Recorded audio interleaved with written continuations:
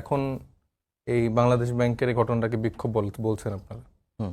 কয়েকদিন আগে সালাউদ্দিন সাহেব স্বরাষ্ট্রমন্ত্রী হয়েই বললেন যে বাংলাদেশে তিনি আর কোনো মব হতে দিবেন না। তাহলে এটা কি? তাহলে এটা বিক্ষোভ? তাহলে এটাতে কিছু বলা যাবে না, করা যাবে না? একটা তো গণতান্ত্রিক পদ্ধতি আছে, প্রত্যেকটা প্রক্রিয়াগতভাবে তো একটা জিনিস আগানো যায়। যার বিরুদ্ধে এই মব ভায়োলেন্স বা যেটাই হলো না কেন, তিনি তো বাংলাদেশের মানে শ্রেষ্ঠ ওয়ান অফ দ্য মানে রিনাউন্ড অর্থনীতিবিদ।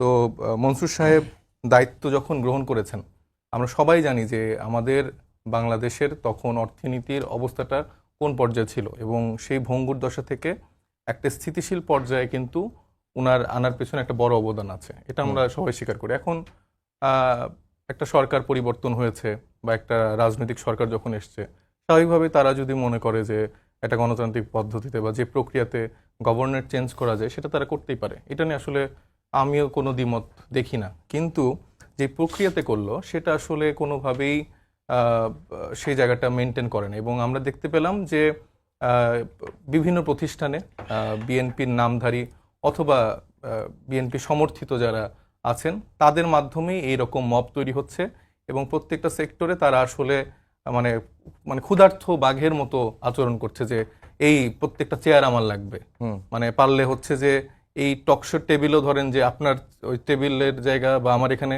বদলে বিএনপির 3 জন যদি রাখতে পারতো তাহলে হয়তো বা বিএনপির মনে একটু শান্তি লাগতো। আমি বলবো না সবাই এরকম, বাবুল ভাইরাদের মতো যারা দায়িত্বশীল রাজনীতিবিদ আছেন তারা এরকম না, কিন্তু বিএনপির একটা বড় অংশ মানে অনেক ক্ষুধার্ত অবস্থায় আছেন এবং তারা প্রত্যেকটা জায়গা দখল করতেছে, এবং দখল করে মজার ব্যাপার হচ্ছে দখল করে কাকে বসিয়েছে, যেই ব্যক্তি হচ্ছে যে নিজে ঋণ খেলাপি একজন মানুষ, যার মানে পোর্টফোলিওতে সে একজন ব্যবসায়ী, সোয়েটার ব্যবসায়ী।